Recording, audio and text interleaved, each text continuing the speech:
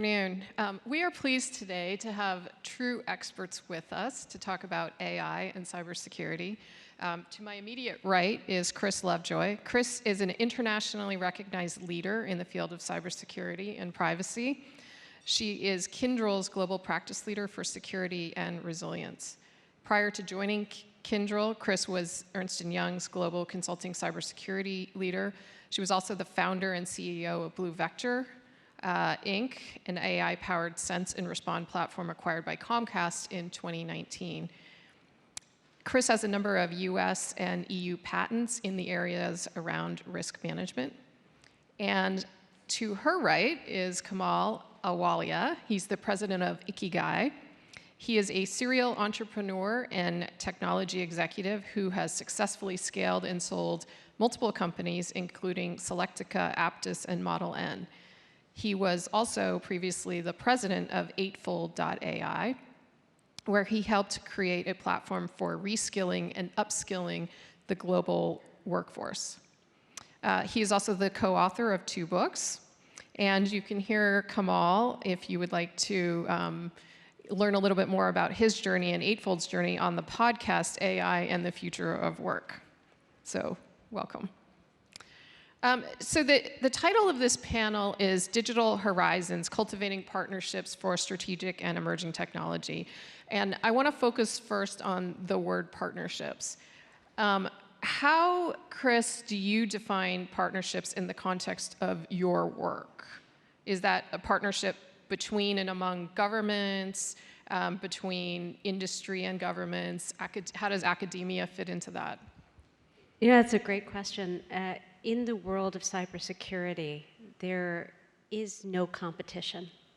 And I've spent a lot of my career as a chief security officer. I was a chief security officer for IBM for many years. And you would think that when it comes to this particular area, that you would conserve data, information. However, what you find is that you're stronger together. And so I don't, when I think about partnership, everyone is a candidate for partnership, within my particular world, whether it be another software hardware vendor, be a government agency, it may be a close competitor. All of us have an opportunity to learn from one another. Kamal, what about you? So I think last few years, the focus has been around AI. Fuel for that is clearly data and compute. India has a lot of it, and US has a lot of the technology. So I think partnership here and now needs to be on what the joint opportunity looks like and how the 2 parties can actually collaborate. And of course, the businesses will benefit from that. But the data and the compute part need to come together. So if we keep segregating that, this thing gets slowed down. Great, and we'll talk a little bit more about that later. So, Chris, I understand you and DNSA Neuberger participated in the US-India cyber dialogue earlier this year. Can you share your observations within the context of how relationships or affairs have evolved since then, since that dialogue? Yeah, and I've been doing work with and in India for probably about 25 years, and I think that the relationship has grown tremendously over the years in a very significant way. And we spend a lot of time talking about the relationship between the 2 parties within the context of technology specifically, and drilling down into emerging technologies like AI. When I reflect on that conversation, a lot of what we were talking about is a bit of a dichotomy that exists today between the US and India on the subject of privacy, and this goes hand in hand to the subject of AI. One of the things that I talk a lot about is this, over the years, we've seen this rise in nationalism, and that nationalism has manifested itself in a form of techno-nationalism. That techno-nationalism has led to many nation states introducing data privacy, digital sovereignty rules that force data and technology to be resident within a particular country. And what we have to understand is when you create silos of data and technology, it creates complexity. And so we spent a lot of time talking about the unintended consequences of digital sovereignty, data localization, privacy laws, that while we might have good intentions with working one another, these kinds of siloed sort of approaches may cause frictions and unintended consequences long term. And Kamal, that's something that you and I were talking about a few minutes ago in terms of how nations are actually hurting certain emerging economies because they are siloing the data. Can you talk a little bit about that? Yeah. So in my previous company, Eightfold, we were being used in over 150 countries. And 5 years ago, 4 years ago, all large global companies would say, how would you operate in Russia and how would you operate in China? And initially I would dodge it, but then I realized that they were not close to getting there. So it's okay, whenever you're ready, let us know and we'll just need a lead time of 1 to 2 years. Issue with both those countries and with an AI solution is everything needs to be hosted there. Everything goes into those countries, nothing comes out. Now, as it turns out, 2 years ago, everybody stopped talking about Russia, same thing with China. But the whole thing is, the problem never got solved. Solution never got there. And those are the things that we need to rethink that, and what she's referring to, this data sovereignty is not helpful. You're just slowing things down. And what we were discussing, right, 40% of all global data, I think it's about, what, 60 zettabytes is sitting in Western Digital's devices. That's Imagine correct. if that was easily accessible with the right guardrails. I mean, there's a treasure trove there to learn. Right. So Kamal, you, in our prep call, you emphasized that you really wanted to talk about the benefits of AI instead of the fears that I think a lot of people have about it, particularly with ChatGPT and all of the publicity around that. So can you talk to us a little bit about distill down some of the benefits that you think AI offers? Absolutely. So humanity is not going to end with ChatGPT. So don't worry, it's fine. Now, thing that we are seeing with AI is a massive opportunity, and there are a couple of things that we were discussing. Number one is the opportunity for more participation across the board, not just the upper echelon, because what we see is the wealth has been concentrated. There's been a lot of wealth creation in each of the last technology jumps, but it is largely concentrated and mostly in the hands of men. And I think especially in India, which has the largest, youngest workforce, I think over 200 million between 15 and 25, if we are able to equip them to thrive and ride the AI wave, you solve two problems. One is the participation, because that's part of the economic spread in India, that you have more people part of the economy. And the second part is US companies need the workforce that is not, actually, we don't have enough people who have the same skills. The second part is, if I give you a simple measure, we simply don't have enough women in the leadership roles and actually driving that. So one way to measure our progress with the AI wave is that in 5 years, how many women billionaires are there, whether here or in India, because of the AI thing. The other piece around the regulation is, regulation will never catch up with the pace at which creativity is moving in AI. Yes, we need the responsible AI and ethical AI, but new business models, new ways to actually make money will emerge. And I think if we can train all the people on how to stop being afraid of AI, how to leverage AI, I think we will see a much more diverse workforce going forward. This will generate a lot of wealth. I would rather have it distributed a lot more than what we've done in the past. And Chris, you've spoken a lot about the importance of building our base of female executives, particularly in the upper management. A lot of companies do a decent job in trying to bring in women, but then there's an attrition that occurs, and so companies do struggle with retention. So what are some of the benefits that you've seen in having a more diverse workforce with women, particularly in those upper levels in your space? Well, for me, it's a numbers issue. I mean, in the cybersecurity field, we talk about the skills deficit. We've got 3.5 million open jobs. Women represent 50% of the U.S. of the world's population. It's a numbers game. If only 10% of the population is women, you need to bring more women in. As far as that mid-career drop-off, it is a big issue for us. What we see is that women constitute about 36% of the hiring pool within the technology sphere. By the time you get to kind of that mid-career first management decision, you get down to about 5%.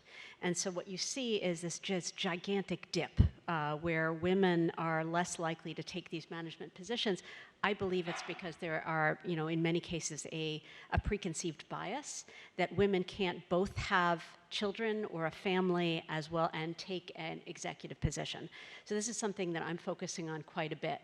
Now, what I see is when you do include, and it's not just women, but you include lots of different ethnicities and people with different value sets, you're going to get a different outcome when it comes to creative decision making. And so, for lots of different reasons, it's important to ensure that you have the right representation at the upper layers to bring the teams underneath into a place where they can begin to sort of extend and expand themselves. Yeah, it's interesting. So at Western Digital, we did a survey to figure out what percentage of our workforce was participating in our invention process. And what we found is that our numbers were not reflective of the percentage of women who were female inventors was not reflective of the percentage of the workforce. That's not uncommon. We actually were about the same as the rest of the tech industry. And by having a deliberate program to focus on increasing the numbers of women as inventors, we actually increased to about 28%, which is more than double of what we started with. And so I do think that as companies think about these issues, being deliberate is very important as part of that. And being open. Don't be defensive. Yes. Nobody is great in that diversity column, but the more we share on what did we do to become more diverse, that'll get the thing around. I have actually, last 5 years, started to count every meeting I'm in, I count the number of women in the meeting. Like, this is a good panel. USIBC board could use more women. This group, I've been coming for a few years. This audience could be more diverse. Because if you take each of these little steps, you will become more diverse. Yeah, just wanted to add one thing, and this is something Kyndryl is sponsoring with the Indian government that I think is an amazing program. Right now what we're doing is we've got a program called the Cyber Rakshak program. And India has done an extraordinary job over the past couple of years of creating more economic inclusivity for those who are at the sort of the lower end of the economic spectrum by creating digital banking services. Now, one of the problems with the digital banking services is that there are a lot of security issues associated with giving people access to digital banking accounts. So what we've been doing is we've been training young women in the sort of the more rural regions of India to become the sponsors of cybersecurity and digital processing within their communities. So as young as 12 years old, we're training women to become kind of the ombudsman, if you will, for any kind of security events or IT-related events. That's giving them some economic independence. It's giving them a sense of self and a sense of independence. And we see now several thousand women go through this program, amazingly successful. But I think as the kind of program, it's very creative, but it's not just about giving women technical education. It's about giving women economic independence that's critical to enabling us to get to that next level. That's excellent. So, Chris, when Kyndryl spun off from IBM or E&Y, you had a chance to rethink how to organize a group that was focused on cybersecurity. And first thing is that I know that you prefer the term cyber resilience. Why is that the term that you prefer over cybersecurity? Well, I can go on about this for hours, but so cybersecurity is way too narrow a focus. At the end of the day, when you're talking to a board of director of a somebody in the C-suite, something bad happened. Like, don't tell me don't give me the anatomy of what happened. Just tell me, high level, what happened, how are you going to fix it? And what they care about is any and all events that are associated with their cyber-enabled services. That can be hardware, software failure, supply chain outage. It could be a data network outage. It could be a data center, or it could be something related to cyber. I don't care. Something bad happened, help me fix it. Cyber resilience is all about the anticipation, the ability to protect, the ability to withstand, and then recover from any and all cyber-related events, including but not limited to security, privacy, et cetera. Now, that's important to broaden that aperture from a business perspective.